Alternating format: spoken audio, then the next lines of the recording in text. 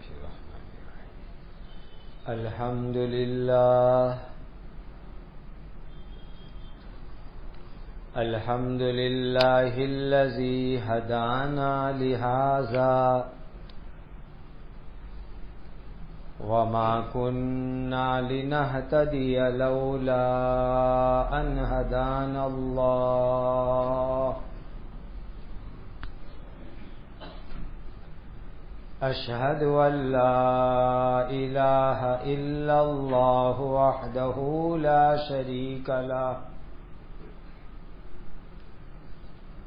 وأشهد أن سيدنا وشفيعنا ومولانا محمدا عبده ورسوله صلوات الله تبارك وتعالى عليه وعلى آله وأصحابه وذرياته وأهل بيته وأهل طاعته وبارك وسلم تسليما كثيرا كثيرا أما بعد فأعوذ بالله من الشيطان الرجيم بسم الله الرحمن الرحيم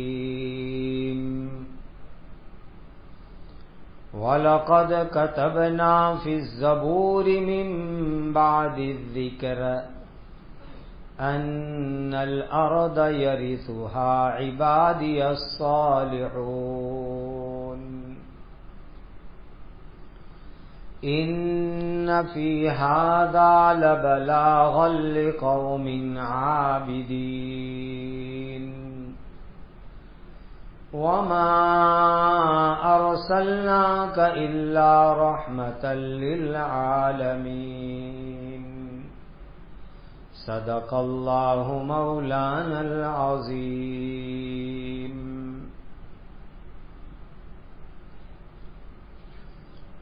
حضرت نبی کریم صلی اللہ علیہ وسلم کی مبارک سیرت ہم سن رہے ہیں. جس زمانے میں اللہ کے آخری نبی حضرت محمد مصطفیٰ صلی اللہ علیہ وسلم کی پیدائش ہوئی، اس زمانے کے اندر پورے عرب کے اندر لوٹ مار قتل بہت عام تھا. انسان کو بھی لوگ اٹھا لیتے تھے اور انسان کو اٹھا کر کے دوسری جگہ لے جا کر بیچ دیتے تھے. جیسے کہ آج کل اپہرن کر کے لوگ پیسے مانگتے ہیں، اغوا کر کے کڈنیپ کر کے چھوڑنے کے پیسے مانگتے ہیں.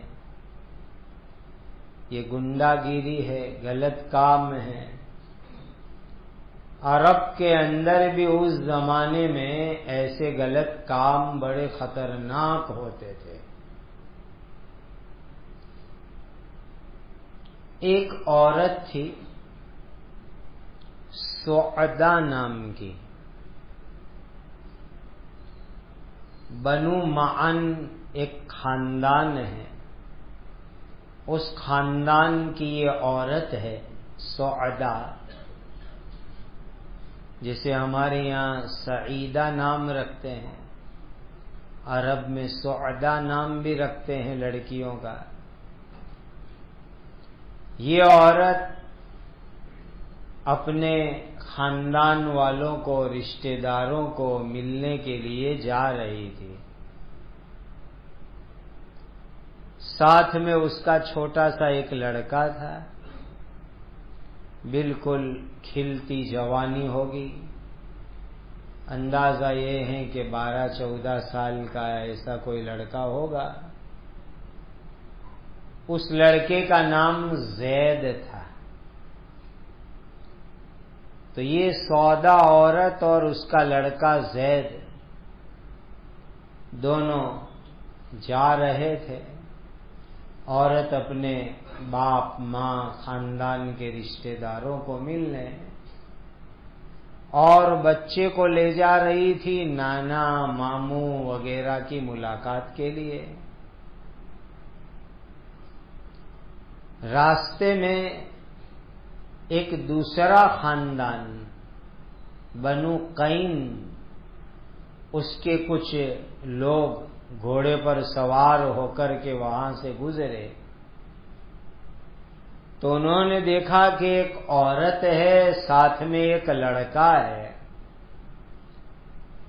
تو ان ظالموں نے اس لڑکے کو پکڑ لیا، گرفتار کر لیا اور اس بچے کو پکڑ کے مکہ کے قریب ایک بڑا بازار لگتا تھا، مارکیٹ لگتی تھی، جس کو عکاظ کی مارکیٹ کہتے تھے.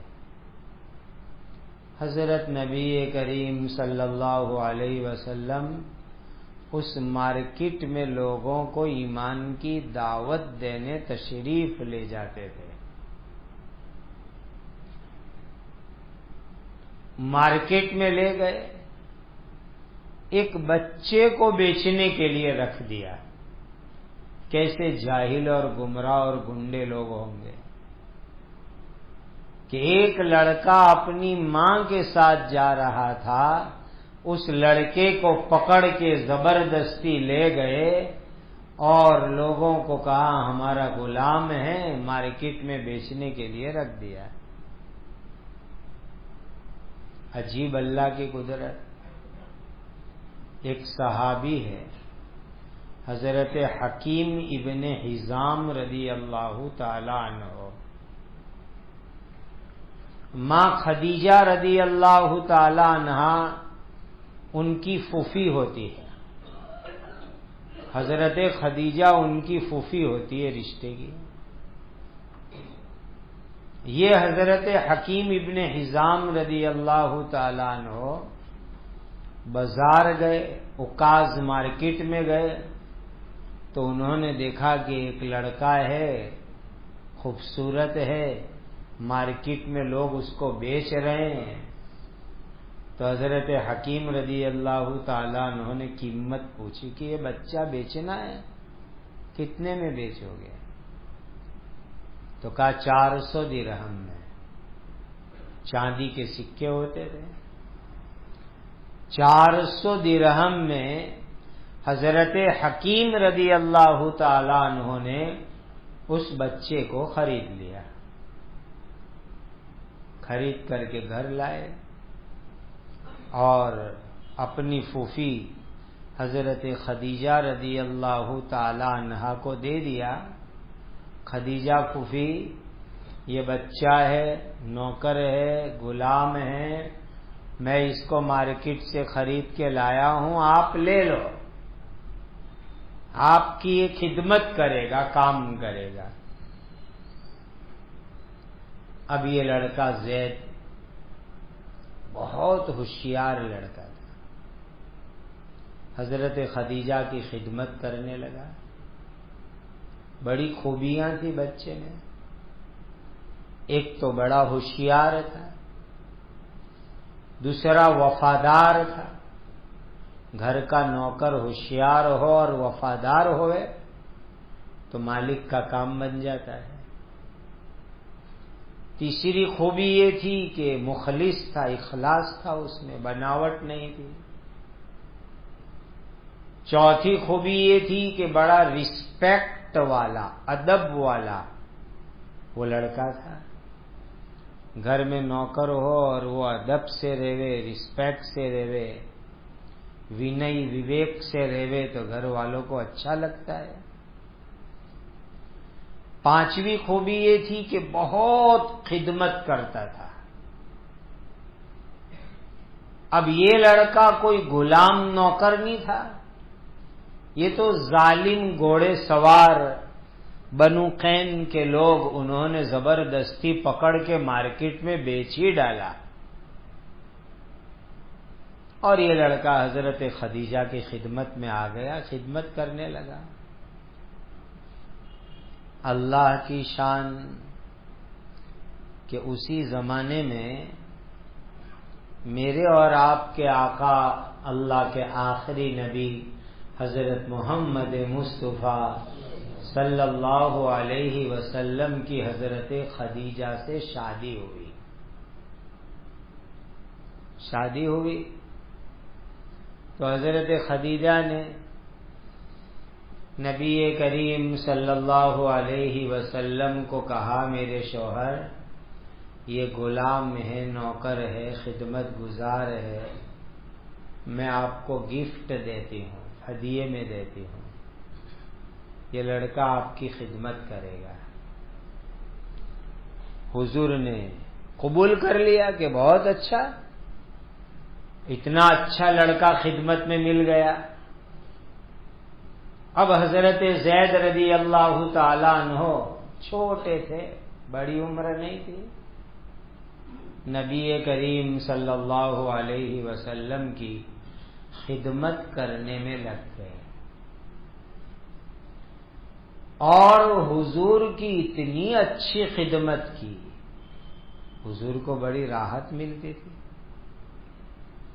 اور حضرت نبی کریم صلی اللہ علیہ وسلم بہت اچھے اخلاق والے، حضور تو نوکروں کے ساتھ بھی اچھا برتاؤ کرتے تھے،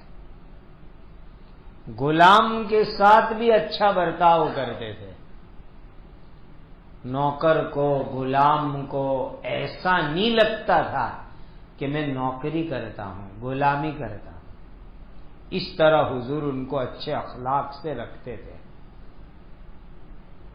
اور یہی ہونا چاہیے،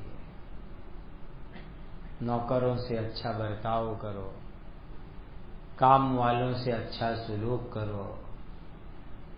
ایک گھر کے اندر کوئی کام والی ہے اور وہ کھانا پکانے وغیرہ کا بھی کام کرتی ہے، تو اللہ کے نبی صلی اللہ علیہ وسلم نے حدیث میں فرمایا کہ وہ محنت کر کے کھانا پکا کے لا کے تم کو دے تو اس میں سے ایک آدھ دو لقمے تو اس کو کھلاؤ، بھلے آپ کا گھر ہے، وہ نوکر ہے، لیکن اس نے محنت کر کے روٹی بنائی، کھانا بنایا، تو اس کو کچھ تو دینا چاہیے۔ اب یہ ظالم بعض سیٹھ ایسے ہوتے ہیں کہ بیچارے کام والے سے پورا کھانا بنوایا اور خود پورا کھا جاتے ہیں، ایک لقمہ بھی اس کو نہیں کھلا دیں، کل کا بچا کچا باسی کچھ ہوئے تو دے دیں گے، یہ غلط طریقہ ہے۔ حضرت نبی پاک صلی اللہ علیہ وسلم نے اس بچے کی ایسی دلداری کی، اتنے اچھے اخلاق حضور نے دکھلائے کہ یہ زید لڑکا حضور کو اپنا باپ سمجھنے لگا کہ یہی میرے ابا ہے، یہی میرے احسان کرنے والے محسن ہیں۔ مست زندگی چل رہی تھی، حضرت زید حضور کی خدمت کرے، حضور ان سے اچھا برتاؤ کرے، لیکن باپ ہوتا ہے، اصلی باپ۔ تو زید کے جو اصلی ابا تھے، حقیقی ابا، ان کا نام حارثہ تھا۔ جب ان کو پتا چلا کہ میرا لڑکا کوئی اٹھا کے لے گیا، اور کہاں لے گیا باپ کو معلوم نہیں، باپ پریشان، میرے بیٹے کو کون لے گیا، کہاں گیا میرا بیٹا، کہاں ہے میرا بیٹا، باپ دکھی پریشان، کچھ پتہ نہیں چلتا۔ ابھی حضرت نبی کریم صلی اللہ علیہ وسلم کے نبی ہونے کا سب جگہ چرچا نہیں ہوا تھا، اعلان نہیں ہوا تھا، لیکن حج عمرے ہوتے تھے، اسی لیے کہ حج عمرے تو حضرت ابراہیم علیہ السلام کے زمانے سے ہوتے تھے۔ کافر لوگ، مشرک لوگ بھی اس زمانے میں عمرہ حج کرنے آتے تھے۔ تو عرب کے اندر ایک دوسرا خاندان ہے کلب، یہ سب عرب فیملیوں کے نام ہیں۔ اس کے کچھ لوگ مکۃ المکرمہ حج کرنے کے لیے آئے تو انہوں نے پہچان لیا کہ او ہو، یہ تو زید لڑکا، وہ حارثہ کا بیٹا جو گم ہو گیا تھا، کوئی اٹھا کے لے گیا تھا، وہ لڑکا تو یہاں رہا، یہاں مکہ میں ہے۔ اور محمد جو عبداللہ کے بیٹے ہیں، محمد ابن عبداللہ یعنی حضرت نبی پاک صلی اللہ علیہ وسلم، ان کے پاس یہ لڑکا رہتا ہے۔ تو زید نے پہلا کام یہ کیا کہ بھئی یہ سب ہمارے علاقے کے لوگ آئے، پہچان والے لوگ آئے، تو ان کو کہا کہ تم حج کے بعد جب گھر جاؤ گے نا تو میرے ابا اماں کو کہنا کہ تمہارا بیٹا زید مکہ میں ہے، فکر مت کرنا، بہت خیریت میں ہے نا، بہت مزے میں ہے، میرے ابا اماں کو گھر پہ خبر کر دینا کہ میری فکر نہیں کریں۔ اب یہ لوگ حج کر کے گئے اور جا کر کے لڑکے کے ابا کو کہا کہ تمہارا بیٹا زید جو گم ہو گیا تھا، وہ لڑکا تو مکہ میں ہے، محمد نام کے ایک آدمی کے یہاں رہتا ہے۔ باپ ہوتا ہے، پریشان تھا کتنے دن سے۔ خبر لگ گئی کہ میرا بیٹا تو مکۃ المکرمہ کے اندر ہے،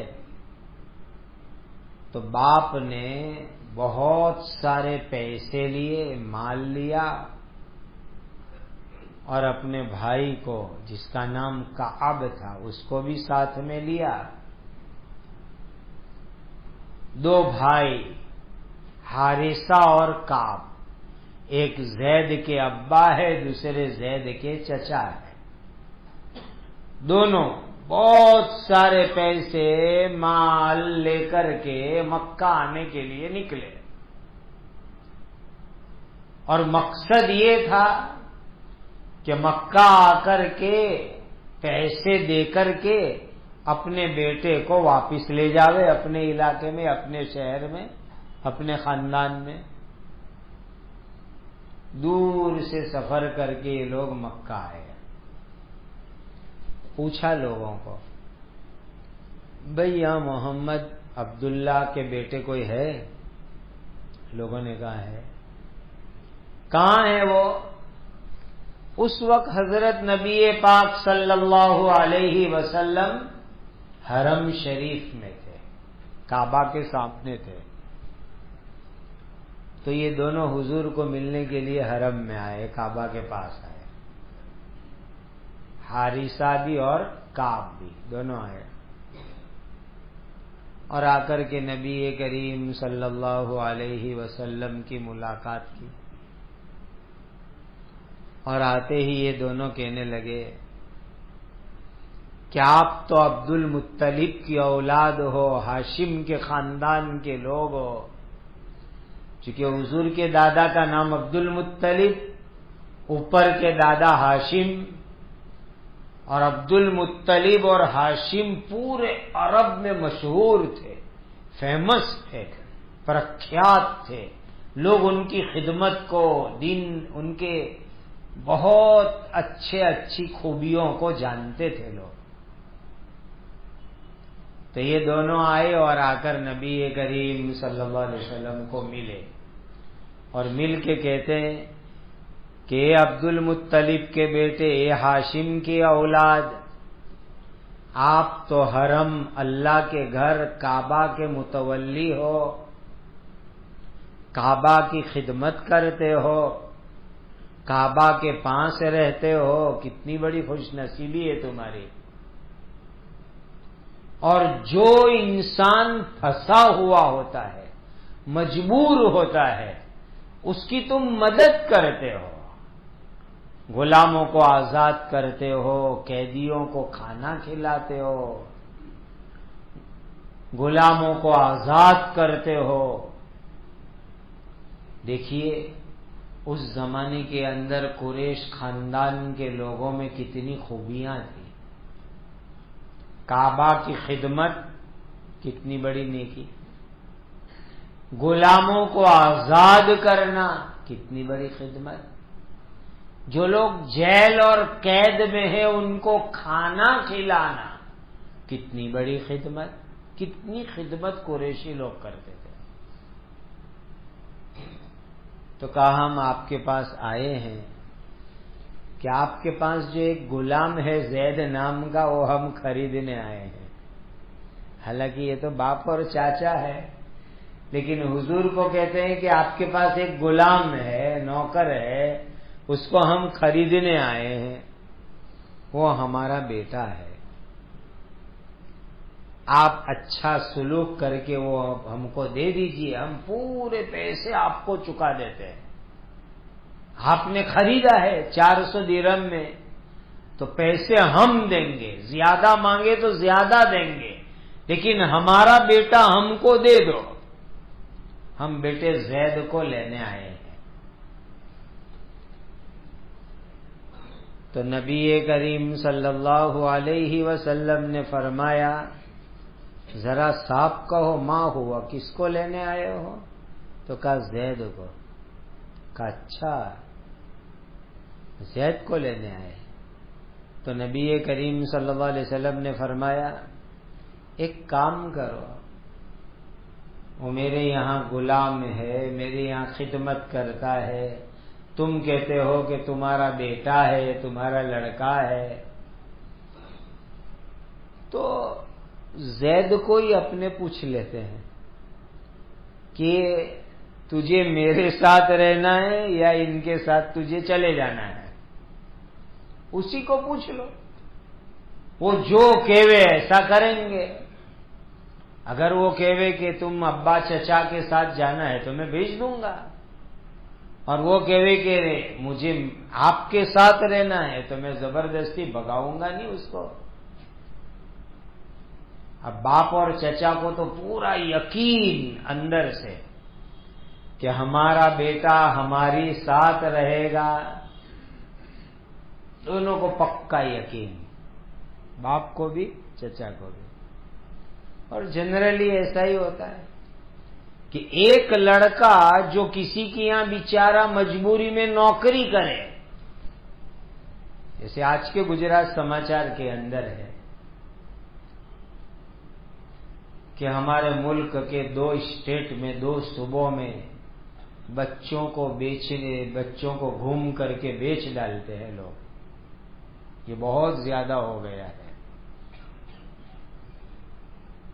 تو اگر کوئی لڑکے کو کوئی لے جا کر کے اس طرح بیچ دے رہے اور وہ لڑکا مجبوری میں کہیں نوکر بن جاوے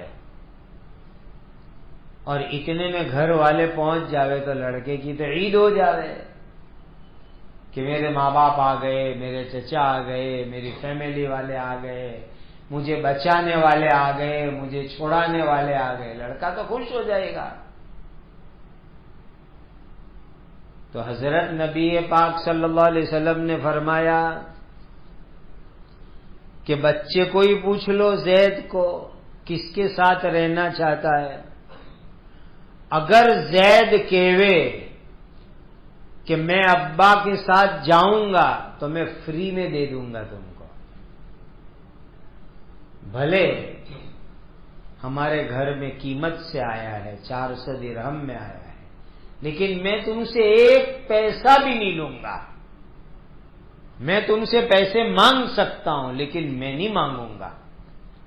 یہ تھے حضرت نبی کریم صلی اللہ علیہ وسلم، میں فری میں بھیج دوں گا۔ اور زید نہ کہے کہ مجھے نہیں جانا ہے تو میں زبردستی بھگاؤں گا نہیں۔ تو کہا ٹھیک ہے. نبی کریم صلی اللہ علیہ وسلم بالکل خوشی خوشی تیار. تو یہ دونوں جو آئے تھے حارثہ اور کعب، دونوں بھائی آپس میں کہہ رہے ہیں کہ محمد تو کتنے اچھے آدمی ہیں.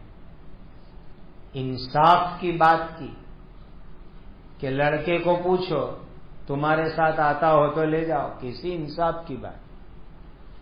اور انصاف سے آگے احسان کی بات کرتے ہیں کہ اگر لڑکا تمہارے ساتھ آتا ہو تو میں پیسے بھی نہیں لوں گا، فری میں بھیج دوں گا. یہ احسان ہے. اور دیکھیے ایک انصاف ہوتا ہے، ایک احسان ہوتا ہے. انصاف اچھی چیز ہے لیکن احسان کرنا اس سے بھی بڑی اچھی چیز ہے. اور حضرت نبی کریم صلی اللہ علیہ وسلم انصاف بھی کرتے تھے، احسان بھی کرتے تھے، اور یہ بہت اچھی حضور کی عادت. آج تو دنیا میں انصاف کا بھی جنازہ نکل گیا اور احسان تو کب سے قبر میں دفن ہو گیا. دونوں چیز ختم ہو گئی. اللہ کے نبی صلی اللہ علیہ وسلم نے دنیا کو انصاف بھی سکھایا اور احسان کرنا بھی سکھایا. انصاف میں یہ ہے کہ جس کا جو حق ہے اس کو دے دو، اور احسان یہ ہے کہ حق نہیں ہو پھر بھی دو، حق نہیں ہو پھر بھی دے دو. اب آپ کا بھائی آ کے کہے کہ ابا کے مال میں میرا حصہ دے دو، بہن کہے کہ ابا کے مال میں میرا حصہ دے دو، ابا مر گئے تو کسی مفتی صاحب کو مسئلہ پوچھ کر بہن کو بہن کا حصہ دے دیا، بھائی کو بھائی کا حصہ دے دیا، یہ انصاف ہوا. اور احسان یہ ہے کہ بہن کا جتنا لگتا تھا اس سے زیادہ تم دے دو. چلو میری بہن ہے، 25 لاکھ اس کے بندے دے، میں 50 لاکھ دے دیتا ہوں، چلو یہ احسان کہلاتا ہے. اور احسان کرنے والوں سے اللہ محبت کرتے ہیں. ان اللہ یحب المحسنین. احسان کرنے والوں سے اللہ محبت کرتے ہیں. تو انصاف یہ بھی نبی جی نے سکھلایا، اور احسان یہ نبی جی کی زندگی کے اندر بھرا ہوا تھا. اللہ ہمیں دونوں خوبیاں اپنانے کی توفیق عطا فرمائے. اب زید کو بلایا. کیسی عجیب مجلس ہوگی کہ حضرت نبی پاک صلی اللہ علیہ وسلم ہے، زید کے ابا حارثہ سفر کر کے دور سے آئے بیٹے کو لینے، چچا کعب آئے بھتیجے کو لینے. اتنے میں زید آ گئے تو نبی کریم صلی اللہ علیہ وسلم نے پوچھا زید کو، ہل تعریف ہؤلاء، زید ان کو پہچانتے ہو، یہ دونوں آئے ان کو؟ تو زید نے کہا ہاں حضور پہچانتا ہوں، یہ میرے چچا ہے، یہ میرے ابا ہے. حضور نے پوچھا باقاعدہ من ہما، یہ کون ہے؟ کہا یہ میرے چچا ہوتے، یہ میرے ابا ہوتے. بہت اچھی بات. نبی کریم صلی اللہ علیہ وسلم نے پھر فرمایا زید دیکھو تمہاری چوائس، تمہاری مرضی، تم میرے ساتھ رہ کر میرا برتاؤ تم نے دیکھ لیا ہے، میں تمہارے ساتھ کیسا برتاؤ کرتا ہوں تم نے دیکھ لیا، میں تم کو میرے گھر میں کیسے رکھتا ہوں وہ بھی تم نے دیکھ لیا، میرا رہن سہن کیسا ہے وہ بھی تم نے دیکھ لیا. اب زید تمہاری مرضی، تم چاہو تو ابا اور چچا کے ساتھ جاؤ، گھر چلے جاؤ خوشی سے، اور چاہے تو محمد رسول اللہ صلی اللہ علیہ وسلم کے ساتھ رہو، میں تم کو تمہاری مرضی پر چھوڑتا ہوں. اب سوچ لو تھوڑی دیر کے لیے، ایک لڑکا جس کو کوئی اٹھا کے زبردستی لے گیا ہو، اغوا کیا ہو، کڈنیپ کیا ہو، اپہرن کیا ہو، بازار میں لے جا کے بیچ دیا ہو،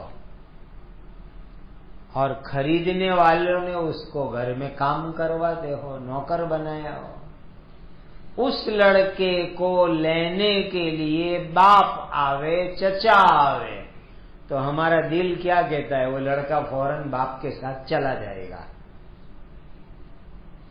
غلامی سے چھٹکارا، نوکری سے چھٹکارا ملے گا، مزدوری کرنے سے چھٹکارا ملے گا، گھر میں ماں ملے گی، ابا ملیں گے، خاندان ملے گا، فوراً وہ بچہ چلا جائے گا، یہ عقل کہتی ہے۔ لیکن یہاں کیا تھا؟ عقل سے آگے نبی کے اخلاق تھے، عقل سے آگے نبی کے احسان تھے،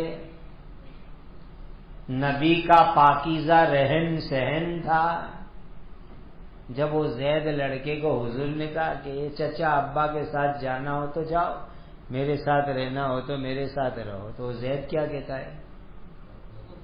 اے اللہ کے نبی، اے محمد ابن عبداللہ، اب تو میں آپ ہی کے ساتھ رہوں گا،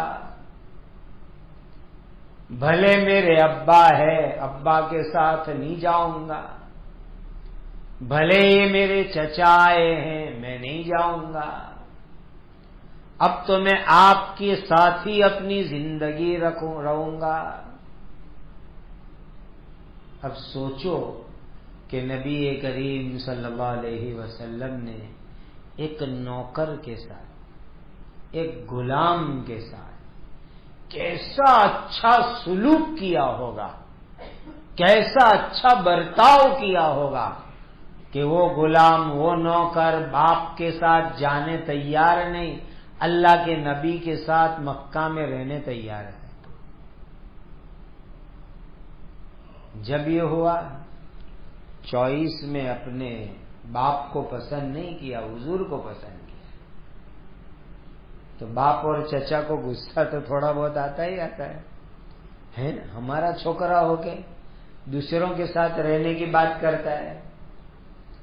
تو ابا نے کیا کہا؟ ارے زید، تیرا دماغ صحیح ہے، یہاں تو غلام ہے، ہم تجھے آزاد کرنے آئے ہیں، چھڑانے کے لیے آئے ہیں، تیری قیمت، تیرے پیسے دے کر تجھے گھر لے جانے آئے ہیں، اور تو ہے کہ غلام بن کے رہنا پسند کرتا ہے یہاں پر۔ افسوس،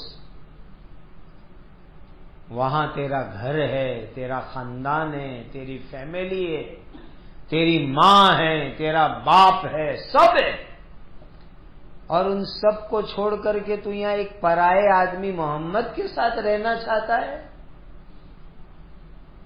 باپ اور چچا اس کو کہہ رہے ہیں۔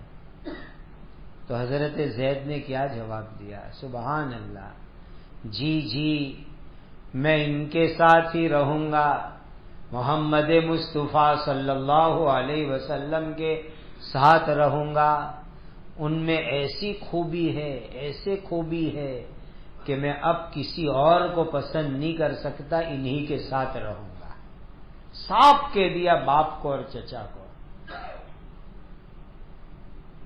جب نبی کریم صلی اللہ علیہ وسلم نے دیکھا کہ یہ زید تو مجھ سے اتنی محبت کرتے ہیں کہ اپنے باپ کے ساتھ جانے تیار نہیں، اپنی ماں کے پاس جانے تیار نہیں، اپنے خاندان میں جانے تیار نہیں، اور میرے ساتھ مکہ میں رہنے تیار ہے،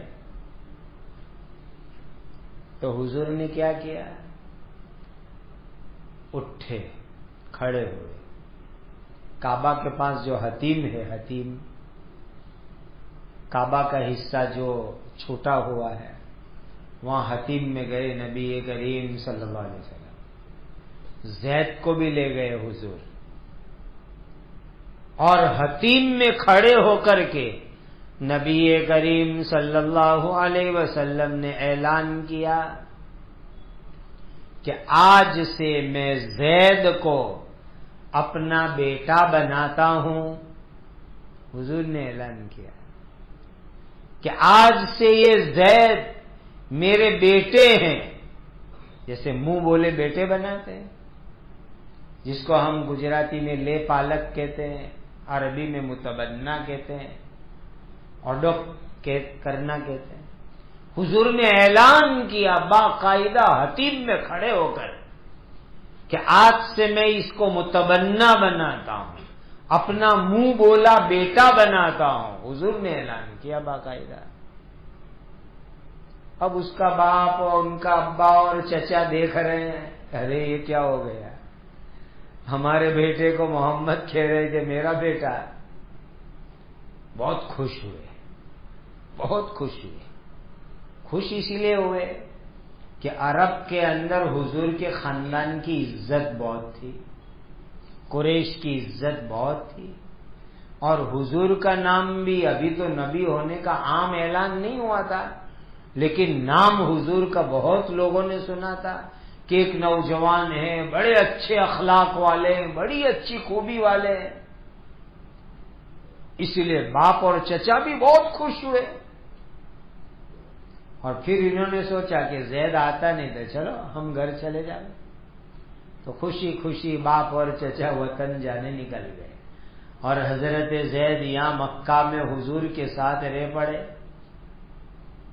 اب اسی دن سے پورے مکہ میں بات فیمس ہو گئی، ارے یہ زید محمد کے بیٹے، زید محمد کے بیٹے. جو بھی ملے جہاں بھی ملے، جیسے اپنے یہاں سب سرکاری کاغذ میں، آدھار کارڈ میں، پان کارڈ میں، واٹر لسٹ میں، سرکاری چوپڑے میں، اسکول میں، مدرسے میں بیٹے کا نام ابا کا نام لکھاتے، پورے مکہ میں ہر جگہ ایک ہی چیز، زید محمد کے بیٹے، زید محمد کے لڑکے.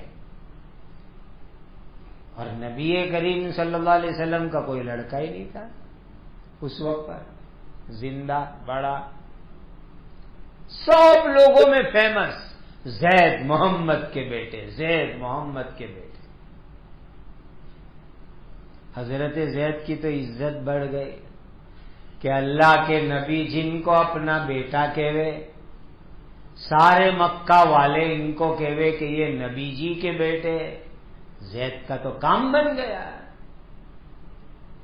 اب ابا اور چچا گھر گئے، انہوں نے گھر والوں کو جا کے کہا کہ وہ زید تو آیا ہی نہیں، وہ تو وہیں رہا. تو حضرت زید کا ایک بڑا بھائی تھا جبلہ نام کا. اس نے کہا کہ چلو میں جاتا ہوں، شاید بھائی کو دیکھ کے بھائی آ جاوے. تو دوسرے سفر میں حضرت زید کا بڑا بھائی آیا جبلہ، اور وہ مکہ آ کر کے حضرت زید نبی کریم صلی اللہ علیہ وسلم کو ملا. اے محمد میرا بھائی تمہارے پاس ہے، میں اس کو لے جانے کے لیے آیا ہوں.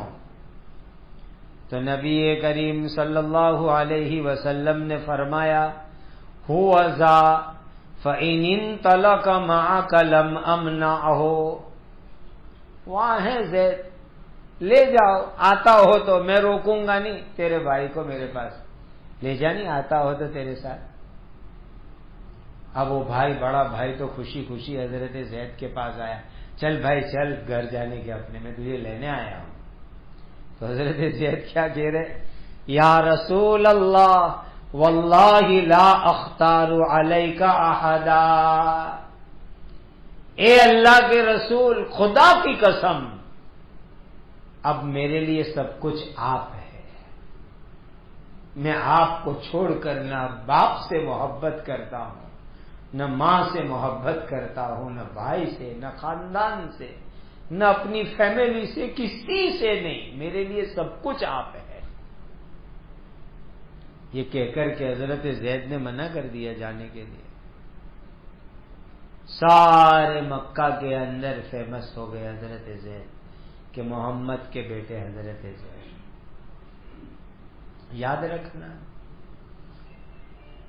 حضرت زید رضی اللہ تعالی عنہ نے نبی کریم صلی اللہ علیہ وسلم کے ساتھ سچی پکی محبت کی. باپ لینے آیا تو بھی نہیں گئے، چچا لینے آئے تو بھی نہیں گئے، بڑا بھائی لینے آیا تو بھی نہیں گئے. حضور کے ایسے عاشق اور دیوانے ہو کے رہے کہ سارے مکہ میں عزت مل گئی کہ محمد کے بیٹے زید ہے،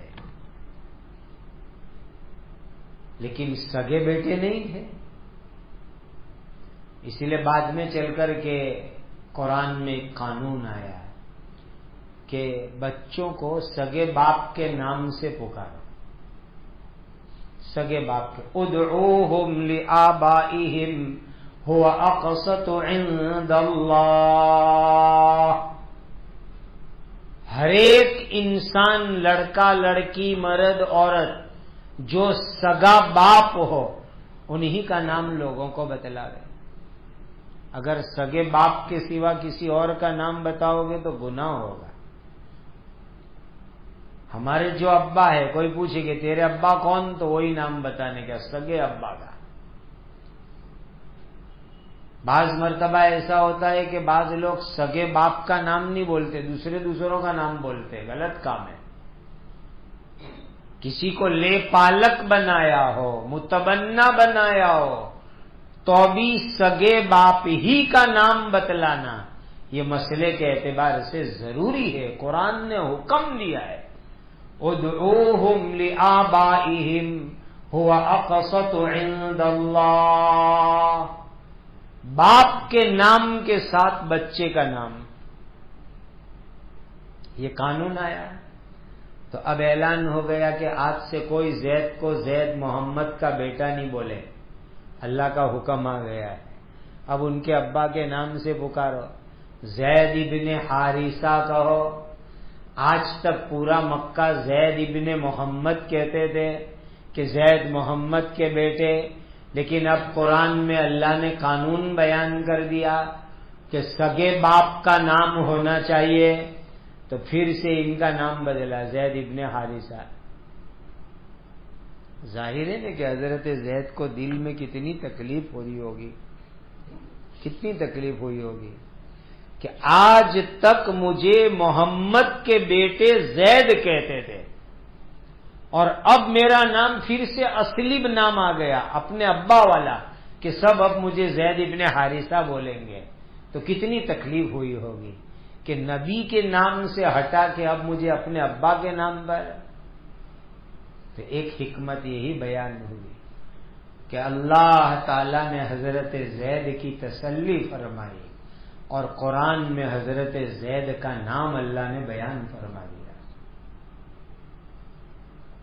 کم و بیش 1,00,000 سے زیادہ صحابہ ہے، لیکن کسی صحابی کا نام قرآن میں نہیں ہے، اکیلے حضرت زید کا نام ہے. حضرت ابوبکر صدیق رضی اللہ تعالیٰ عنہ نے کیسی خدمت کی، غار میں، ہجرت میں. ان کا قصہ قرآن میں ہے. اذ یقول لصاحبہ لا تحزن ان اللہ معنا. لیکن ابوبکر صدیق کا نام بھی قرآن میں نہیں ہے. حضرت عمر، ان کا نام بھی قرآن میں نہیں. اکیلے ایک صحابی کا نام قرآن میں آیا ہے. فلما قضى زید منها وَتَرًا زَوَّجْنَاكَهَا لِكَيْ لَا يَكُونَ عَلَى الْمُؤْمِنِينَ حَرَجٌ. کیسی خوش نصیبی حضرت زید کی کہ قرآن میں اللہ نے ان کا نام بیان فرما دیا. قیامت تک لوگ پڑھیں گے اس کو. کیسی خوش نصیبی. حضرت نبی کریم صلی اللہ علیہ وسلم کے ساتھ سچی محبت، باپ کے ساتھ، چچا کے ساتھ، بھائی کے ساتھ نہیں گئے. اللہ نے یہ نعمت عطا فرمائی کہ حضرت زید کا نام قرآن میں آ گیا اور قیامت تک کے لیے آ گیا. اب آج قرآن میں حضرت زید کا نام کوئی آدمی نماز میں پڑھے، فلما قضى زید منها، تو صرف زید لفظ پر 300 نیکی ملتی ہے، خالی زید لفظ پڑھنے کے اوپر 300 نیکی. کمال ہو، کیسے خوش نصیب.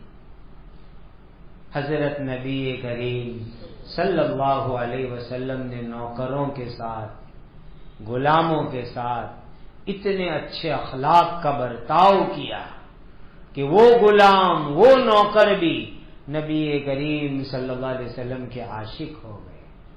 اللہ ہمیں بھی ایسے پاکیزہ اخلاق کو اپنانے کی توفیق اور سعادت عطا فرمائے.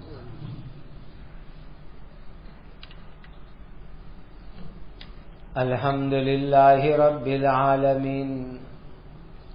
سبحان اللہ وبحمدہ سبحان اللہ العظیم. اللہم صل علی سیدنا محمد وعلی آل سیدنا محمد صلاۃ تنجینا بہا من جمیع الاحوال والآفات وتقضی لنا بہا جمیع الحاجات وتطہرنا بہا من جمیع السیئات وترفعنا بها عندك على الدرجات وتبلغنا بها أقصى الغايات من جميع الخيرات في الحياة وبعد الممات إنك على كل شيء قدير.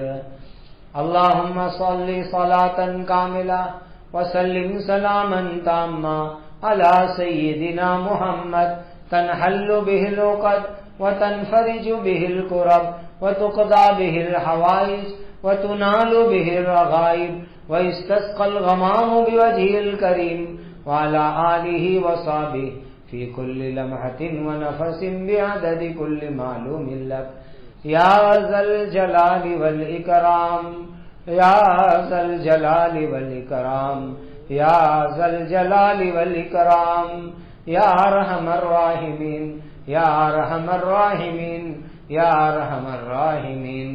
وإلہکم الہ واحد لا الہ الا هو الرحمن الرحیم. اللہم اغفر امت سیدنا محمد صلی اللہ علیہ وسلم. اللہم ارحم امت سیدنا محمد صلی اللہ علیہ وسلم. اللہم تجاوز عن امت سیدنا محمد صلی اللہ علیہ وسلم. اللہم صلی شان امت سیدنا محمد صلی اللہ علیہ وسلم. اللہم انصر امت سیدنا محمد صلی اللہ علیہ وسلم. اللہم اجبر امت سیدنا محمد صلی اللہ علیہ وسلم. اللہم استر امت سیدنا محمد صلی اللہ علیہ وسلم. اللهم إنا نسألك رضاك والجنة. اللهم إنا نسألك رضاك والجنة. اللهم إنا نسألك رضاك والجنة. ربنا آتنا في الدنيا حسنة وفي الآخرة حسنة وقنا عذاب النار. اللهم إنا نسألك العافية ودوام العافية والشكر على العافية. اللهم إنا نسألك العافية ودوام العافية والشكر على العافية. اللهم إنا نسألك العافية ودوام العافية والشكر على العافية. اللهم إنا نعوذ بك من الفتن ما ظهر منها وما بطن. اللهم إنا نعوذ بك من الفتن ما ظهر منها وما بطن. اللهم إنا نعوذ بك من الفتن ما ظهر منها وما بطن. اللهم إنا نسألك من خير ما سألك منه نبيك سيدنا محمد صلى الله عليه وسلم ونعوذ بك من شر ما استعاذ منه نبيك سيدنا محمد صلى الله عليه وسلم. وأنت المستعان وعليك البلاغ ولا حول ولا قوة إلا بالله العلي العظيم. وصلى الله وسلم على سيدنا محمد وعلى آله وصحبه أجمعين. سبحان ربك رب العزة عما يصفون وسلام على المرسلين والحمد لله رب العالمين.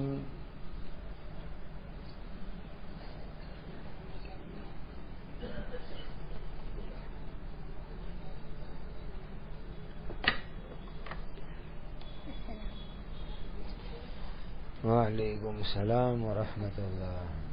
وعلیکم السلام. وعلیکم السلام. وعلیکم السلام ورحمۃ اللہ. وعلیکم السلام.